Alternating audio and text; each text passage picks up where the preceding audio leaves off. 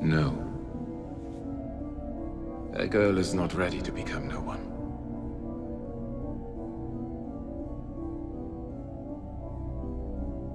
But she's ready to become someone else.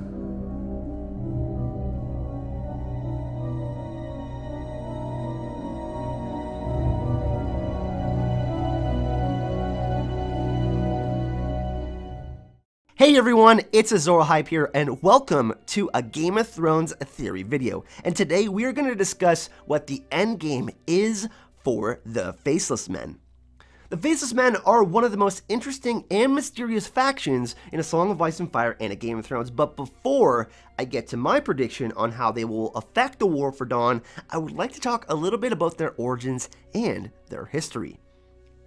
The Faceless Men are a religious society of assassins who worship the many-faced god, a god of death. They are based in the House of Black and White in the free city of Braavos. However, the society actually originated in the volcanic slave mines of Valyria prior to the founding of Braavos and the Doom of Valyria. The tale of its beginning centers around a figure of unknown origins who was the first Faceless Man, and this man heard the prayers of the slaves to their various gods and came to conclude that they all prayed to the same god, with 100 different faces, the many-faced god. So he concluded that he was God's instrument, and this led to him giving the first gift, the gift of death, to the most desperate slave. If all this is true, it is pretty easy to say that they might oppose Daenerys Targaryen and her dragons. Often the slaves from the old mines of Valyria would uncover magical creatures such as fireworms that would go on to wreak havoc amongst them, making survival very difficult. It's from this that we learn the origin of the many-faced god and the origin of the Faceless Men. In the books, Arya asked the kindly man why the Faceless Men were bestowing their gift to the slaves as opposed to the masters, and he alludes to the fact that they did, but it's a story for another time. That very night, he chose the most wretched of slaves, the one who had prayed most earnestly for release and freedom from his bondage. The first gift had been given. Arya drew back from him. He killed the slave? That did not sound right. He should have killed the masters. He would bring the gift to them as well, but that is a tale for another day, one best shared with no one. But if they are aligned with the God of Death, wouldn't that mean they are more aligned with the White Walkers than the Night King? It's kind of interesting because the Night King and the White Walkers represent a mockery of the gift of death.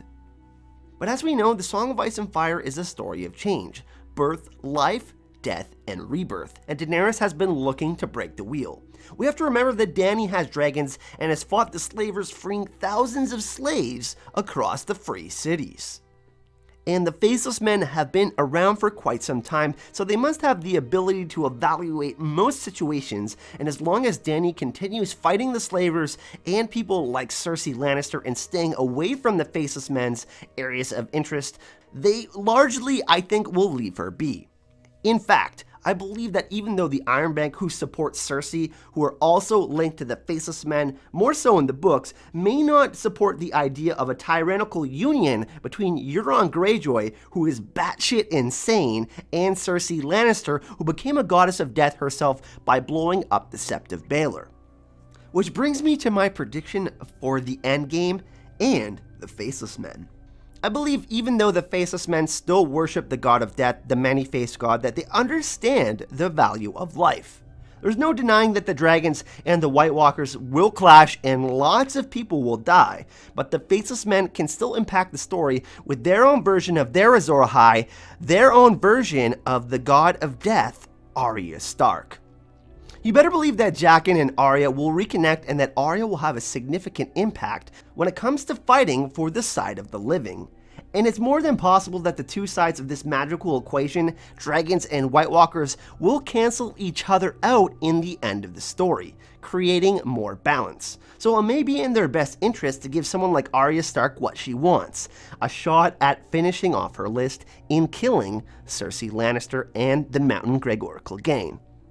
I know I'm making some pretty big leaps in my analysis, but it looks like if the side of the living wins the battle for Dawn and magic is gone, that the Faceless Men stand to become more powerful than ever, having a major impact on some of the biggest plot points within A Game of Thrones and A Song of Ice and Fire.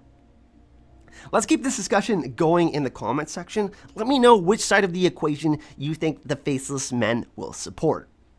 Speaking of support, I started a GoFundMe for Con of Thrones 2018, and I'm going to need the help from all of the members of the Hype and Love family.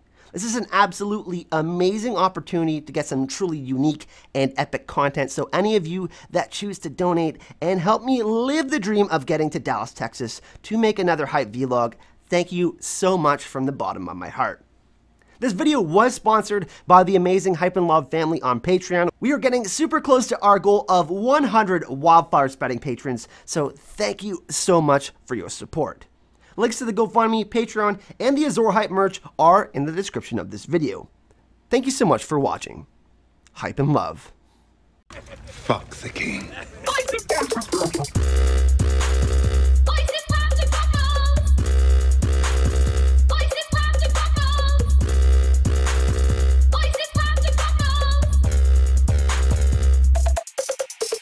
How much for your little plan?